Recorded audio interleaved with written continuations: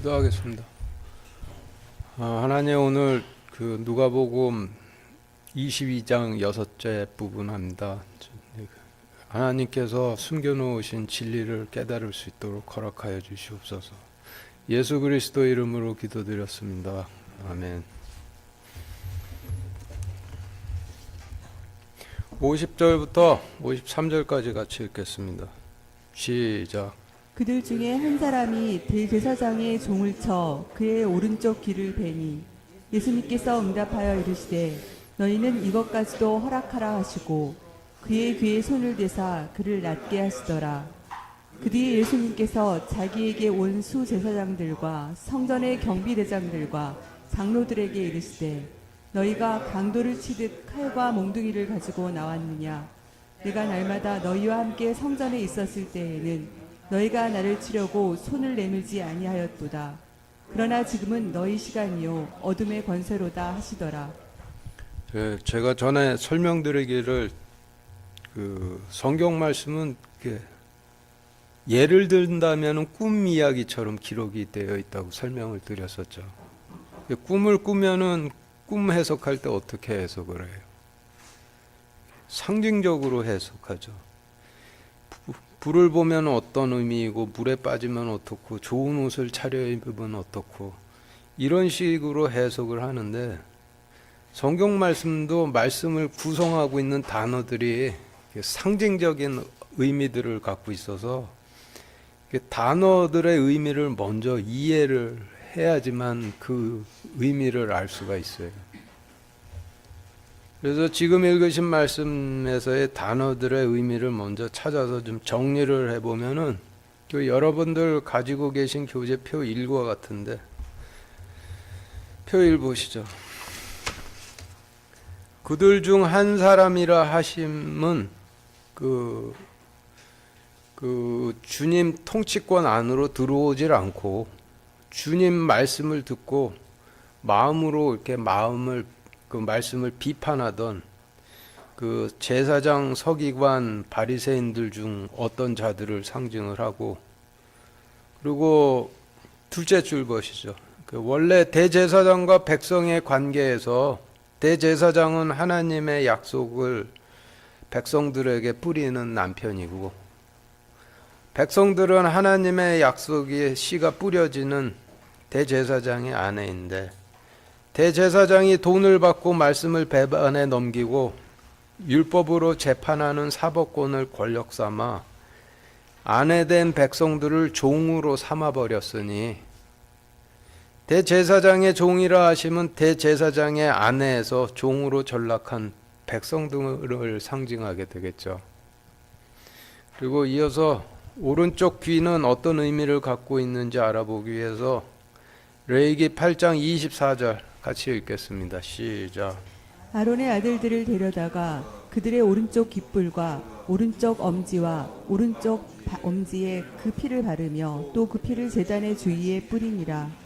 예, 지금 읽으신 말씀은 새롭게 제사장이 될 자가 제사장이 돼서 성소에 들어갈 자가 오른쪽 깃불에 대속 건물에 피를 바르라 하신 명령에 따라서 모세가 새 제사장이 돼 성소에 들어갈 아론의 아들들의 오른쪽 깃불에 대속 건물에 피를 발랐다라는 말씀인데, 이 레위기 명령에 의한다면은 대속 건물에 피를 바를 오른쪽 귀가 잘려 없으면은 성소에 못 들어간다라는 뜻이 되는 것이죠. 그리고 성소는 하나님 왕국을 또 상징을 하는 것이고, 표 2 보시죠. 성경에서 지성소는 하나님의 집을 상징을 하고 성소는 하나님의 왕국을 상징을 하죠. 그리고 성소 안으로 들어가서 성소 안에 비치된 금 등잔에 기름을 채워 등불로 성소 안을 밝히고 금 테이블에 누룩 없는 빵이 성소 안에 항상 보이도록 진열을 하고 금향단에 분향을 하여 그 향이 지성소로 스며들어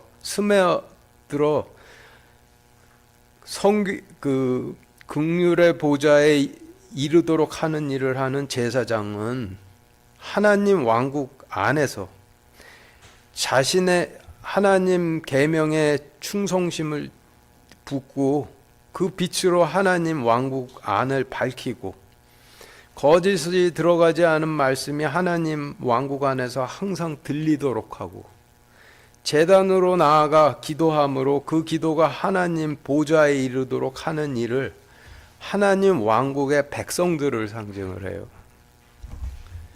그리고 대속 헌물의 피는 하나님 용서의 약속을 상징하니 제사장이 되어 성소로 들어가기 위해 대속 헌물의 피를 바르는 오른쪽 귀라 하심은 하나님 왕국의 백성이 돼서 하나님 왕국으로 들어가기 위해 용서의 약속을 듣고 깨닫는 귀를 의미하게 되겠죠. 그렇다면은 그런 오른쪽 귀를 잘라버렸다라는 의미는 지팡이를 들고 죄인된 백성들을 용서의 제단으로 이끌어야 할 제사장들이 죄인들은 율법으로 정죄에 파문하고 돌로 쳐 죽이는 것이 하나님의 의라고 백성들에게 전해 백성들이 하나님 용서의 약속을 들을 수 없는 귀머거리를 만들었다라는 의미가 되게 되는 거예요.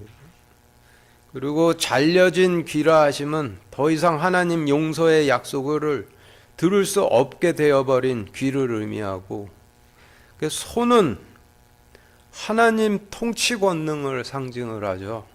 성경에서 손가락은 계명을 상징하고 손은 하나님의 통치 권능을 상징하고 팔은 하나님의 전쟁하시는 권능을 상징하니 주님께서 손을 대 귀를 낫게 하시더라라고 하신 말씀에서의 의미는 하나님 용서의 약속을 들을 수 없게 된 귀머거리 된 백성들을 주님께서 자신의 통치력으로 하나님 용서의 약속을 듣고 인도돼 하나님 왕국으로 들어갈 수 있도록 고치셨다라는 의미가 되는 거예요.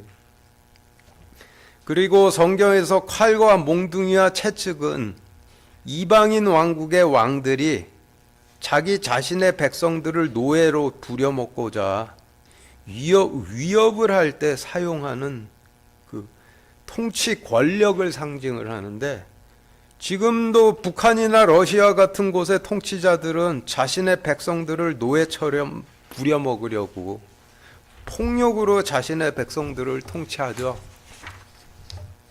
그런데 그런 칼과 몽둥이를 이방인들로부터 분리돼서 죄인된 백성들을 하나님의 용서의 제단으로 이끌라는 명령을 받은 제사장들과 레위인들과 장로들이 들고 있다라고 한다라면은 그게 뭐가 어떻게 됐다라는 의미가 되는 거예요.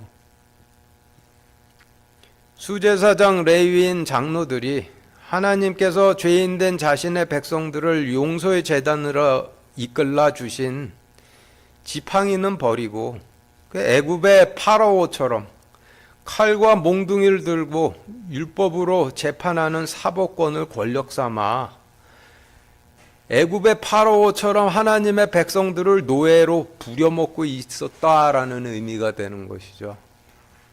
그리고 53절에서 날마다 너희와 함께라고 말씀을 하셨는데 여기에서 이 말씀에서 주님께서는 하나님이시니 날마다 라고 하심을 하나님의 스케일로 생각을 해야죠. 그러면 53절에서 날마다라고 하심은 주님께서 초림하셔서 성전에 계셨던 며칠을 의미하고 있는 것이 아니라 주님께서 하나님의 영광으로 계셨던 전 구약시대 기간은 물론 초림의 육신으로 자신의 백성들과 함께 계셨던 기간까지 포함해 전 구약시대의 날마다라는 의미가 되는 거예요.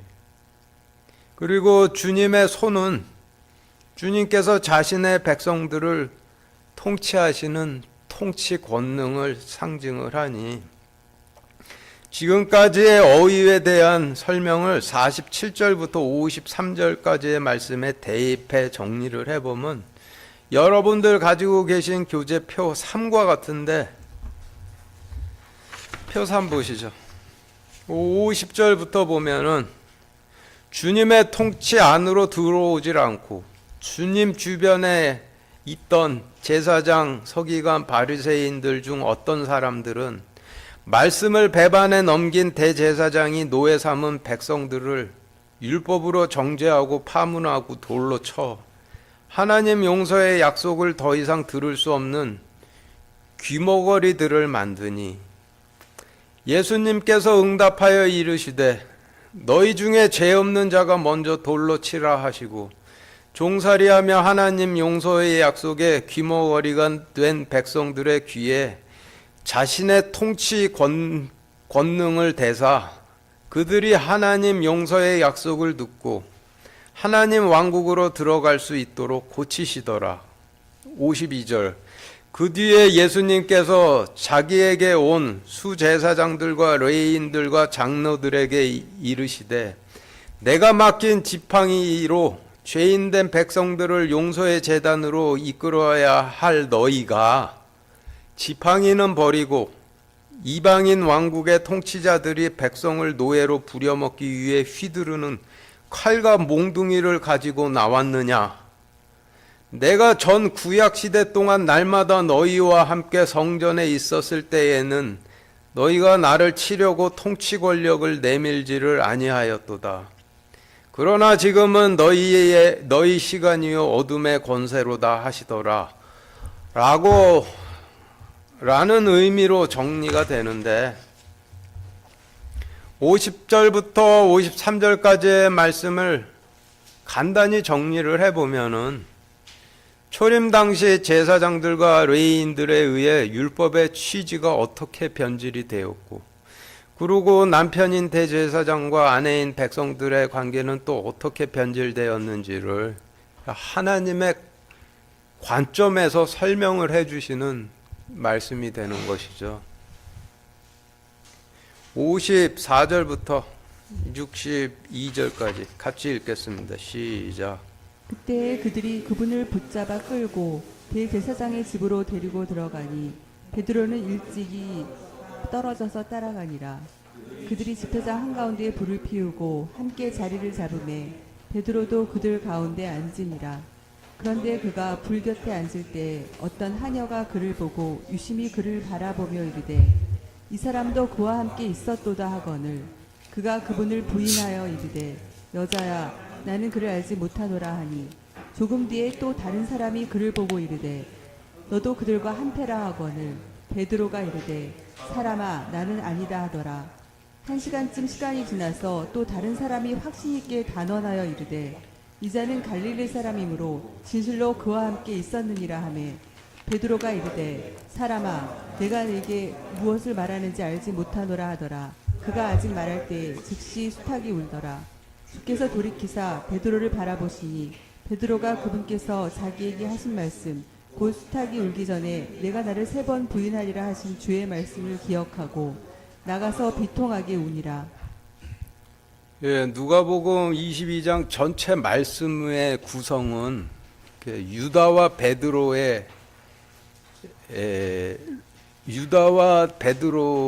대비 구도로 기록이 되어 있는데 유다는 마지막 유월절이 다가오니 주님 팔 준비를 한 자이고 반대로 베드로는 마지막 유월절이 다가오니 주님께 바칠 유월절을 준비한 자로 기록이 되어 있죠.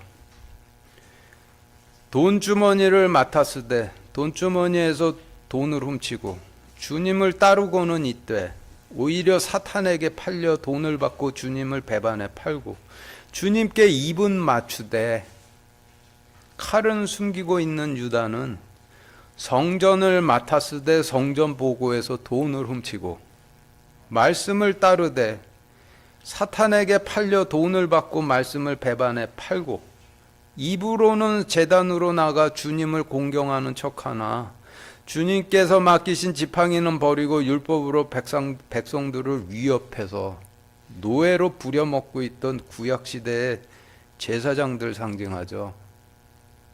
반대로 그와 대조를 이루고 있는 주님을 따르며 주님께 바칠 유월절을 준비하되 사탄에게 밀가불리듯이 까불리면서 시험을 받고 있는 베드로는 말씀을 따르며 백성들을 제단으로 이끌기는 이끌되 사탄에게 시험받았던 제사장들을 상징을 하고 있는 거예요. 앞에서 읽으셨던 말씀들은 유월절이 가까이 다가오니 주님을 팔아먹을 준비를 하던 유다와 그의 무리가 주님께 칼을 가지고 나와 주님께 입을 맞추고 죄인들을 치리이까 말리이까 주님을 시험하고 그 종의 귀를 베고 했다라는 말씀이었는데, 이 사건이 가지고 있는 의미는 말씀을 배반하고 마지막 유월절이 되니 주님을 팔 제사장들이 어떻게 했다라는 설명을 하는 말씀이었었죠. 그 다음에 이제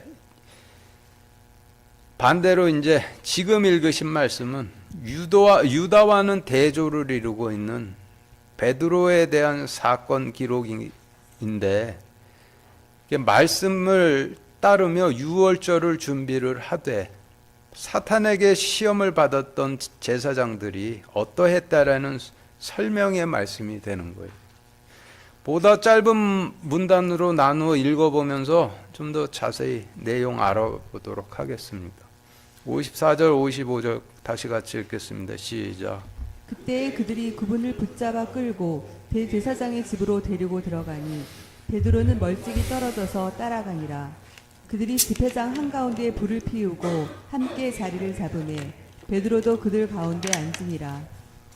예, 지금 읽으신 말씀의 어휘를 정리를 해보면 여러분들 가지고 계신 교재의 표 4와 같은데 표 4 보시죠.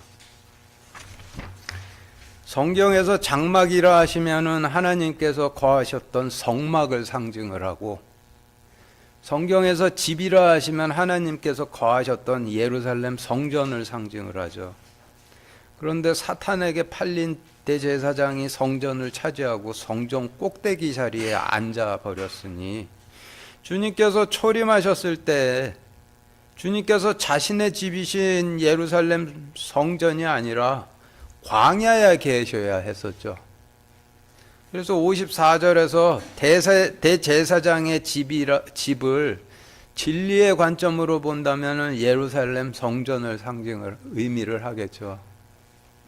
그리고 베드로는 대제사장이신 주님을 따르며 백성들을 제단으로 이끌어 유월절을 준비하되 사탄에게 밀가불리듯이 까불리던 제사장들을 상징을 하고, 그리고 54절에서 주님을 멀찍이 떨어져 따라가니라 라고 하신 말씀은 말씀을 따르며 백성을 제단으로 이끌어 유월절을 준비하던 제사장들이 주님을 따르긴 따르되 티나지 않게 멀찍이 떨어져 거리를 두고 따랐다는 의미인데, 그 이유는 말씀을 배반한 제사장들이 두려워서, 사람이 무서워서 티나지 않게 거리를 두고 따랐다라는 의미가 되는 것이죠.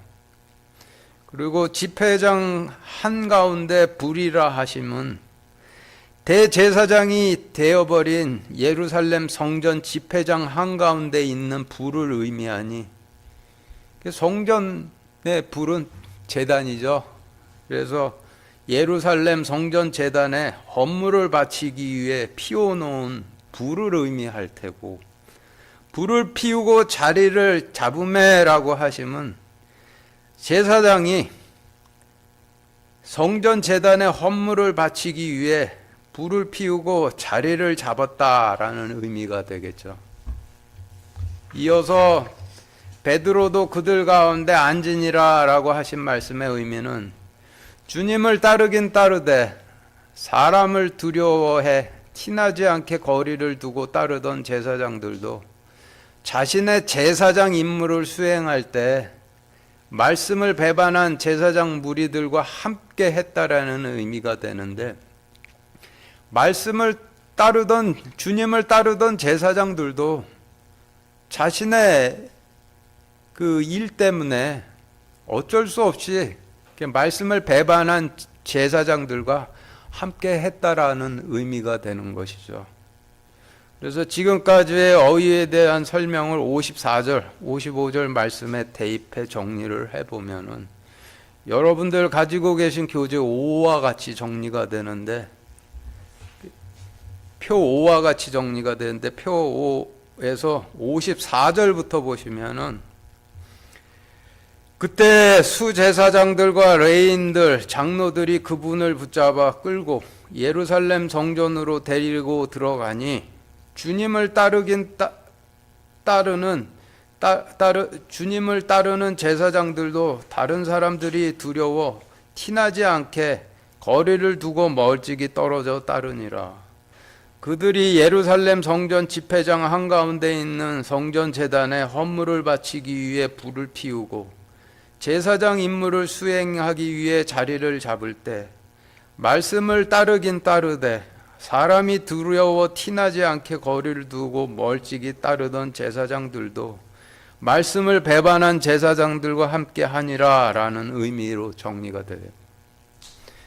이를 다시 좀 요약해 본다면 베드로와 관련된 사건처럼 기록이 되어 있는 말씀이지만은 내용적으로는 초림 때 말씀을 배반해 팔아먹은 제사장 무리들이 어땠다라는 설명과 말씀을 배반치 않고 백성들을 제단으로 이끌던 초림 당시의 제사장들의 처지가 어떠했다라는 설명의 말씀이 되는 것이죠. 56절부터 60절까지 같이 읽겠습니다. 시작. 그런데 그가 불 곁에 앉을 때 어떤 하녀가 그를 보고 유심히 그를 바라보며 이르되 이 사람도 그와 함께 있었도다 하거늘 그가 그분을 부인하여 이르되 여자야 나는 그를 알지 못하노라 하니 조금 뒤에 또 다른 사람이 그를 보고 이르되 너도 그들과 한패라 하거늘 베드로가 이르되 사람아 나는 아니라 하더라. 1시간쯤 시간이 지나서 또 다른 사람이 확신 있게 단언하여 이르되 이 자는 갈릴리 사람이므로 진실로 그와 함께 있었느니라 하매 베드로가 이르되 사람아 나는 내가 무슨 말을 하는지 알지 못하노라 하더라. 그가 아직 말할 때 즉시 수탉이 울더라. 지금 읽으신 말씀을 간단하게 요약을 해보면은 베드로에게 너는 그의 편이냐 우리 편이냐 윽박지르니 두려움을 느낀 베드로가 나는 그의 편이 아니라 부인했다라는 말씀인데, 처음에는 하녀가 와 윽박질렀고 조금 뒤에는 다른 사람이 와 윽박질렀고 1시간쯤 뒤에는 또 다른 남자가 와 윽박질렀다라는 말씀이죠. 지금 읽으신 말씀을 이해하는데 좀 중요한 단서는 59절에서 1시간쯤 지나서라는 부분인데, 성경 말씀은 인간의 관점으로 기록되어 있지 않고 하나님의 관점으로 기록되어 있으니 하나님의 스케일로 봐야 되죠. 그래서 성경에서 1시간이라 하심을 하나님의 스케일로 본다라면은 1시간이 아니라 한 시대를 의미하는데, 하나님께서는 전 구약 시대를 세 시대로 나누시죠. 이를 1시간, 2시간, 3시간이라 하시기도 하시고 1경, 2경, 3경이라 하기도 하시고 한때, 두때, 세때라 하기도 하시는데, 구약 시대를 세 시대로 나누어 첫 번째 때는 길가에 씨를 뿌리던 시대라 하시고, 두 번째 때는 바위에 씨를 뿌리던 시대라 하시고, 세 번째는 가시밭에 씨를 뿌리던 시대라 하시죠. 이 세 시대를 표로 정리를 해보면은 여러분들 가지고 계신 교재 표 6과 같은데 표 6 보시죠. 구약의 역사에서 첫 번째 때인 첫 번째 시대는 길가에 씨를 뿌리던 시대로 성막 시대를 의미하는데, 성막이 이동을 하며 존재를 했었기 때문에 이동을 하며 길가에 씨를 뿌리던 시대라 하시는 것이죠. 성경 말씀으로 찾아보면은 출애굽기에서 사무엘기까지가 성막 시대에 해당이 되는데, 이때는 하나님께서 말씀으로 모세나 사무엘 같은 대제사장들에게 임하셨죠. 그래서 그때는 대제사장과 하나님의 말씀이 동일하죠. 이 시대의 가장 큰 특징이라고 하면은 애굽에서 나올 때 파로 같은 인간만을 왕으로 섬기던 노예 성질을 버리지 못하고 나온 대다수의 백성들이 지금의 강성 노조들처럼 우리는 대제사장의 하나님이 싫으니 우리에게 인간인 왕을 달라, 하나님의 대제사장이 없을 때 일반 제사장들을 위협하며 스스로 통치하려고 했던 시대죠. 당시 그 강경파 백성들이 하나님의 제사장이 없을 때 일반 제사장들을 찾아와 너는 우리 편이 아니라 대제사장 편이라 라고 협박을 하면은 하나님의 대제사장을 따르더라도 백성들이 두려운 일반 제사장들은 베드로처럼 나도 그를 알지 못하노라 라고 부인을 해야만 했던 시대예요. 성경에서 길가에 씨를 뿌리던 성막 시대에 백성들을 두려워했던 대표적인 제사장이라면은 아론인데, 붉은색 그 볼드체로 밑줄 쳐진 부분 주의하시면서 누가복음 22장 56절 57절, 출애굽기 32장 1절부터 4절까지 이어서 같이 읽겠습니다. 시작. 그런데 그가 불 곁에 앉을 때 어떤 하녀가 그를 보고 유심히 그를 바라보며 이르되 이 사람도 그와 함께 있었도다 하거늘 그가 그분을 부인하여 이르되 여자야 나는 그를 알지 못하노라 하니 모세가 산에서 내려오는 것이 늦어짐에 백성이 그것을 보고 함께 모여 아론에게 가서 그에게 이르되 일어나 우리를 위해 우리 앞에 갈 신들을 만들라. 이 모세 곧 우리를 이집트 땅에서 데리고 올라온 사람에 관하여는 그가 어찌 되었는지 우리가 알지 못하노라 하니 아론이 그들에게 이르되 너희 아내와 너희 아들 딸들의 귀에 있는 금 귀고리를 빼서 내게로 가져오라 하매 온 백성이 자기들의 귀에 있던 금 귀고리를 빼서 아론에게로 가져오니라. 그가 그들의 손에서 그것들을 받아 송아지를 부어 만들고 새기는 도구로 그것의 모양을 내매 그들이 이르되 오 이스라엘아 이것들은 너를 이집트 땅에서 데리고 올라온 내 신들이니라 하므로. 아론은 주님의 명령에 따라 모세와 함께 주님의 사자로 애굽에서 유월절에 마지막 유월절을 준비하기 위해 애굽에서 노예 생활을 하던 이스라엘 백성들에게 보내졌던 사자였는데, 지금 읽으신 말씀을 통해 보면은 강경하고 흥분해 있는 백성들이 우리는 대제사장인 그를 알지 못하는데 너는 어느 편이냐 윽박지르니, 백성들을 두려워하던 아론이 나도 그를 알지 못하노라 베드로처럼 부인했다라는 말씀이죠. 베드로가 하녀에게 나는 그를 알지 못하노라 라고 주님을 부인했듯이 아론이 하녀 성질의 백성들에게 나도 대제사장인 모세를 알지 못하노라 라고 부인을 했다라는 말씀인데,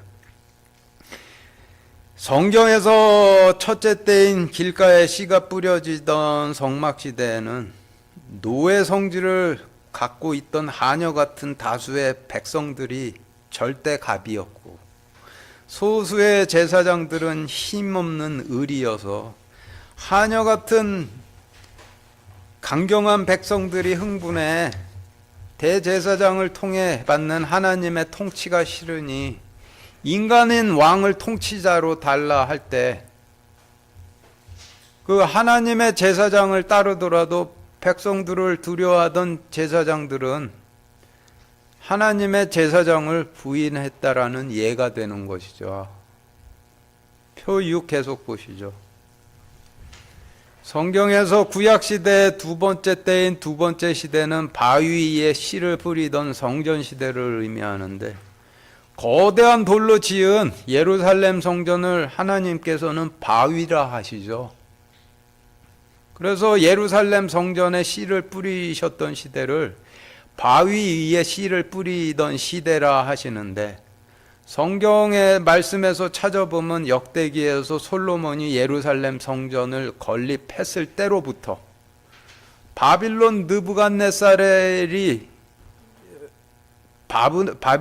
느부갓네살 왕에 의해 그 예루살렘 성전이 완전히 다 파괴되고 불태워지는 역대기 마지막 장까지가 바위 위에 씨를 뿌리던 시대에 해당이 돼요.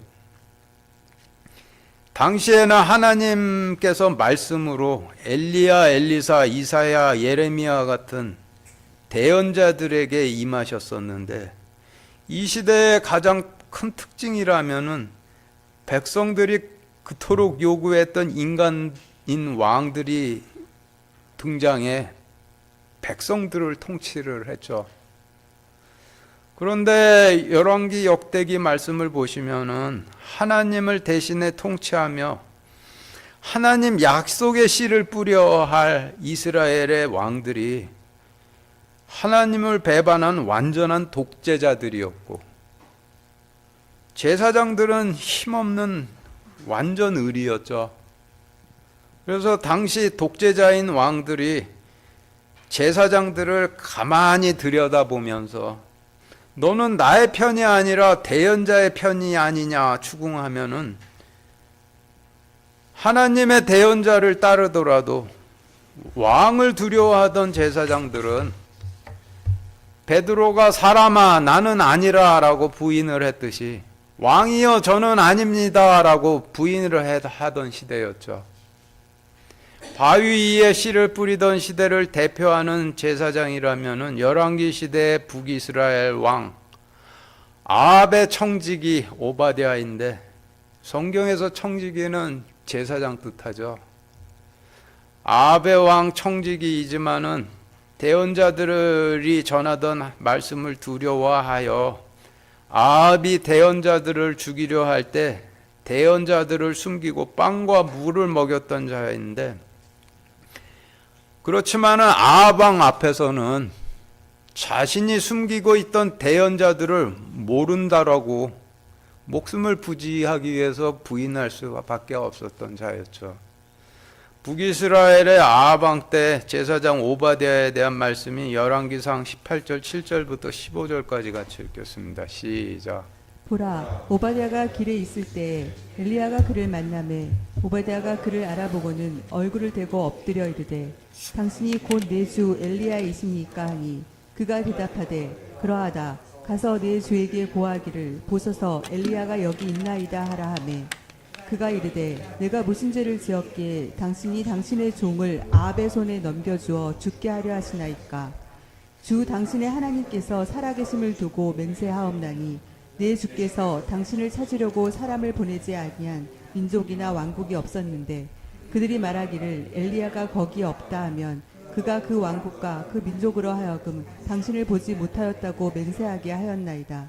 이제 당신이 이르시되 가서 내 주에게 고하기를 보소서 엘리야가 여기 있나이다 하라 하시나, 내가 당신을 떠나간 뒤에 곧바로 주의 영께서 내가 알지 못하는 곳으로 당신을 데려가시리니, 그런즉 내가 가서 아합에게 고하였다가 그가 당신을 찾지 못하면 나를 죽이리이다. 오직 당신의 종 나는 어려서부터 주를 두려워하나이다. 이세벨이 주의 대언자들을 죽일 때 내가 주의 대언자들 중에서 100명을 취하여 50명씩 그들에게 빵과 물을 먹인 일, 즉 내가 행한 일을 내 주께서 듣지 아니하였나이까.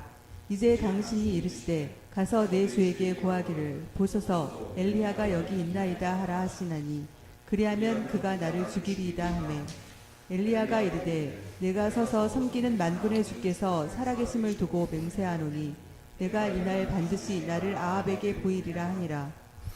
지금 읽으신 말씀은 성경에서 두 번째 때라고 하시는 바위 위에 씨를 뿌리던 성전 시대에 대언자들이 전하던 말씀을 따르던 제사장에게 왕이 와 너도 대언자들과 한패라 하면은 베드로가 사람아 나는 아니라 부인했듯이 대언자들을 하나님이 두려워 대언자들을 따르지만은 왕도 두려워하던 제사장들이 왕이여 나는 아닙니다라고 부인을 했다라는 예가 되는 말씀이 되는 거죠.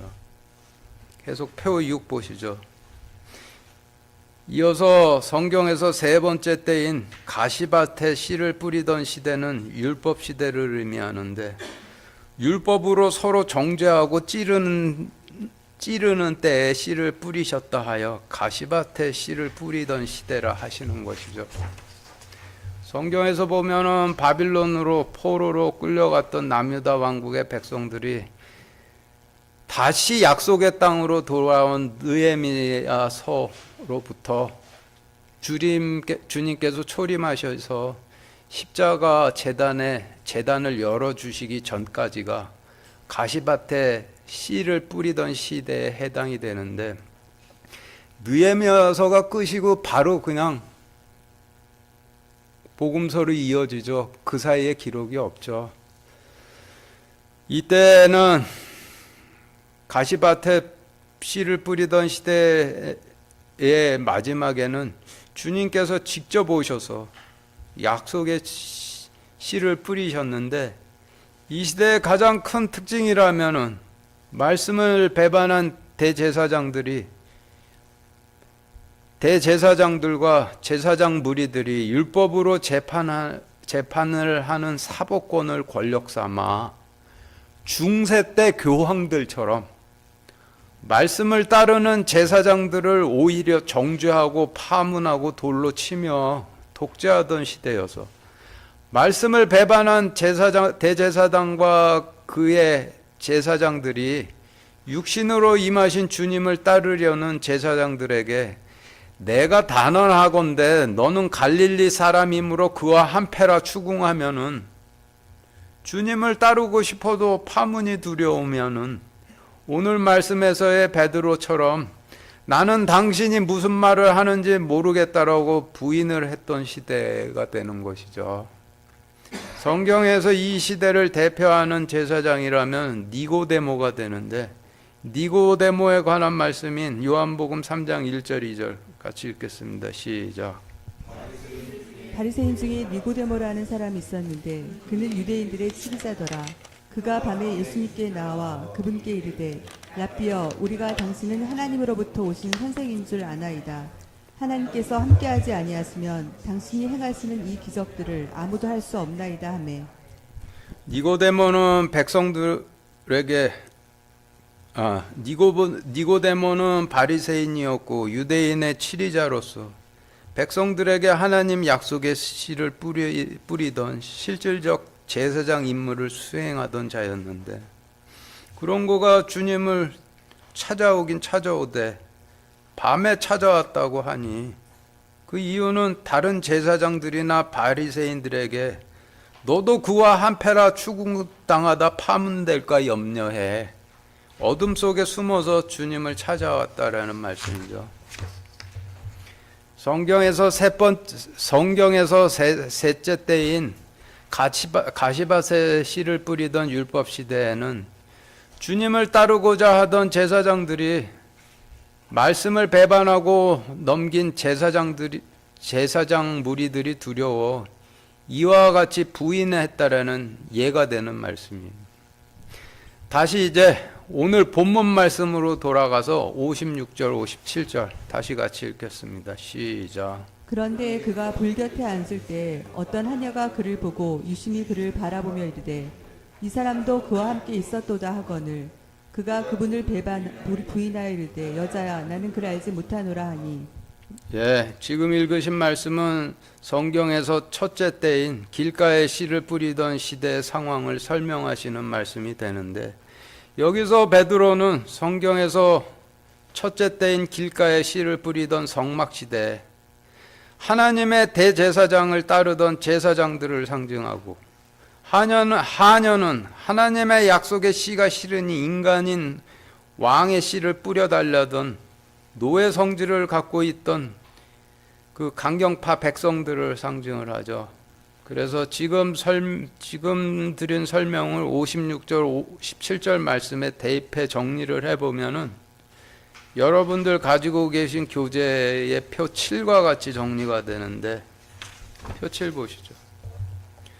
56절부터 보시면은, 그런데 길가에 씨를 뿌리던 성막 시대에 대제사장, 하나님의 대제사장을 따르던 제사장이 제단에서 섬기려 할 때 하나님의 통치가 싫으니 인간인 왕을 달라는 노예 성질을 가진 강경파 백성들이 제사장들을 보고 유심히 바라보며 이르되, 이 제사장도 하나님의 대제사장과 함께하는 자라 하거늘 그가 부인하여 이르되, 백성들이여 나는 그를 알지 못하노라 하니 라는 의미로 정리가 되는데, 56절 57절 말씀은 성경에서 첫째 때라 하시는 길가에 씨를 뿌리던 성막 시대에 대제사장을 통한 하나님의 통치를 원치 않으니 왕을 달라 하던 강경파 백성들이 하나님의 대제사장을 따르던 일반 백성들을 시험할 때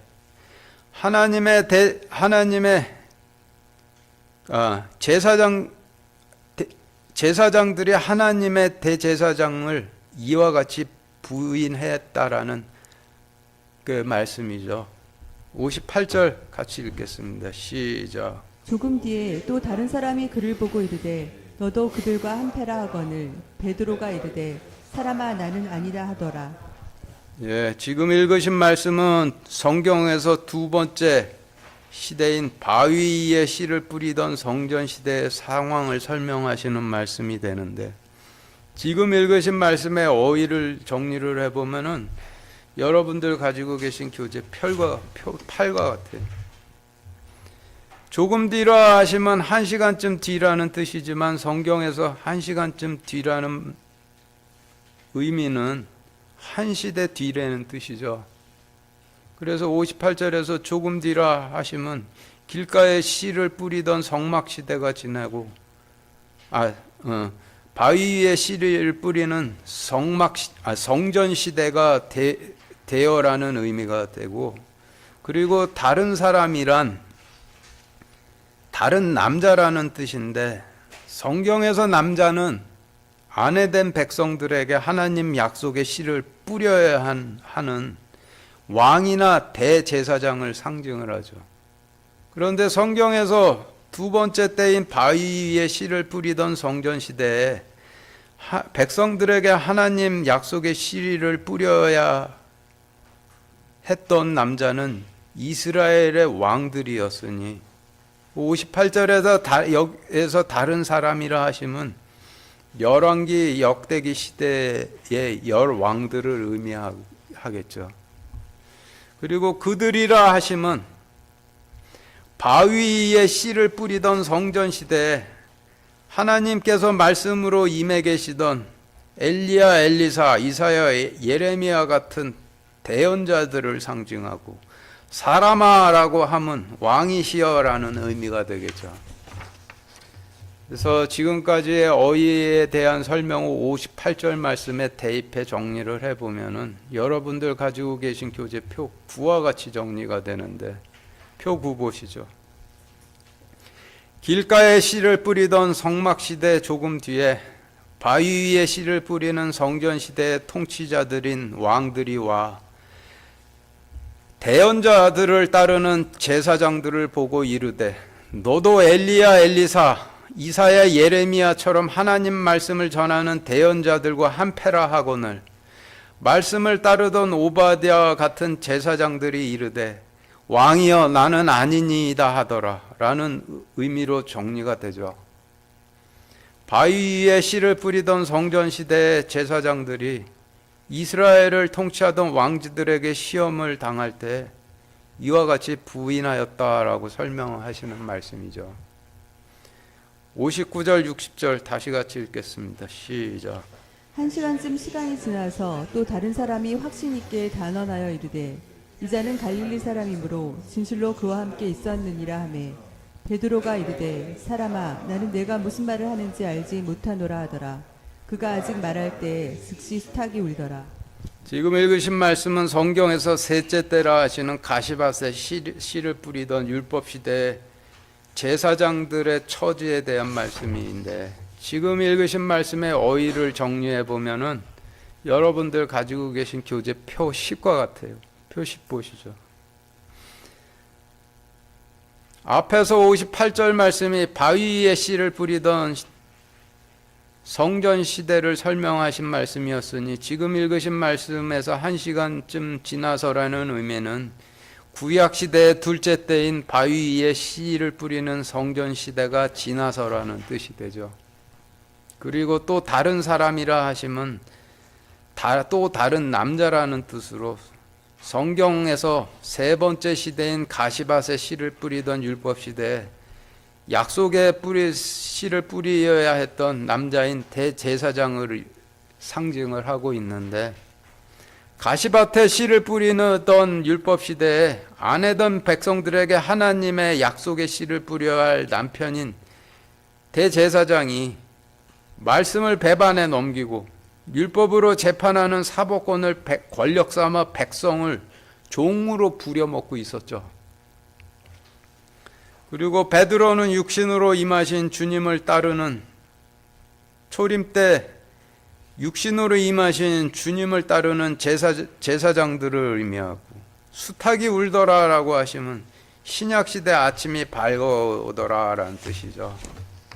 그래서 지금까지의 어휘에 대한 설명을 59절 60절 말씀에 대입해 정리를 해보면 여러분들 가지고 계신 교재표 11과 같이 정리가 되는데, 59절부터 보면은 바위 위에 씨를 뿌리던 성전 시대가 지나서 가시밭에 씨를 뿌리는 율법 시대의 통치자 대제사장이 와 확신이 있게 단언하여 이르되, 이자는 갈릴리 사람이므로 진실로 그와 함께 있었느니라 하매, 주님을 따르고자는 하되 파문을 두려워하던 제사장들이 이르되, 대제사장이여, 나는 당신이 무슨 말을 하는지 알지 못하겠습니다 하더라.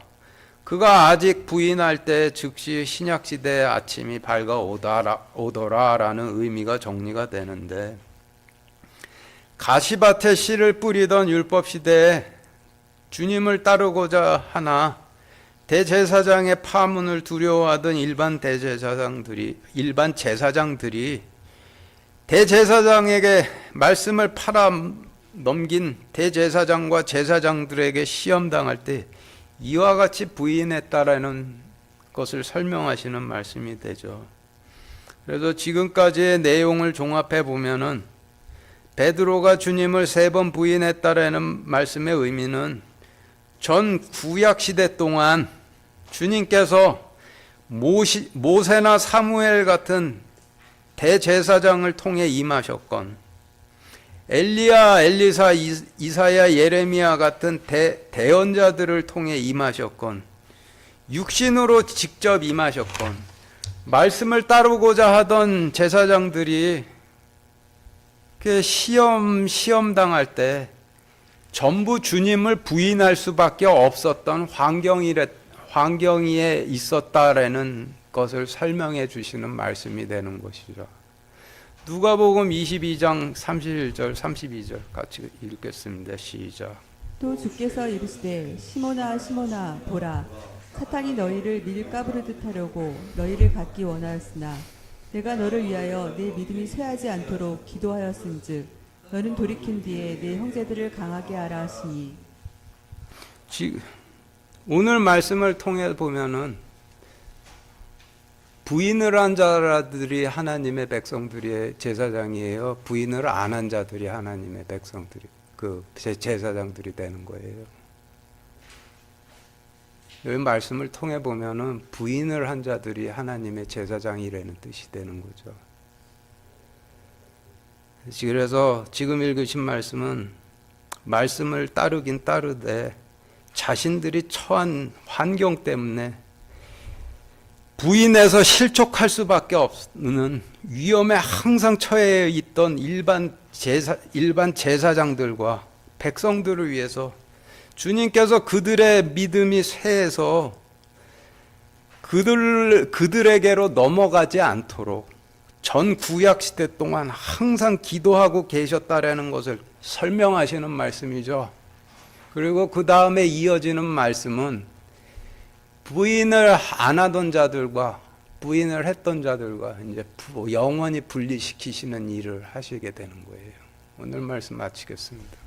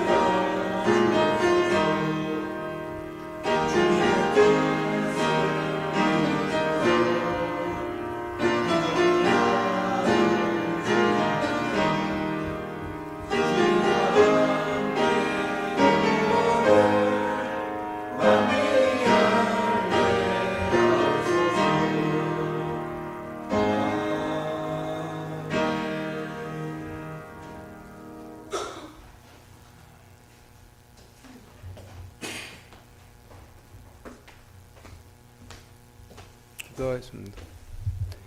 하나님, 저희에게 천국으로 들어가는 십자가 제단을 열어주심을 감사드립니다. 지금도 그 백성들을 십자가 제단으로 이끌기는 이끌되 그 사람을 두려워하는 그 과거의 제사장들이 있는데 하나님 그들을 위해서 주님께서 늘 기도하고 계시다는 것에 대해서 큰 위로와 격려가 됩니다. 하나님께서 철저하게 분리하여 주시고 그리고 하나님께서 분리된 백성들을 십자가 제단을 통해서 전부 다 하나도 빠짐없이 이끌어 주시기를 우리 주 예수 그리스도 이름으로 기도드렸습니다. 아멘.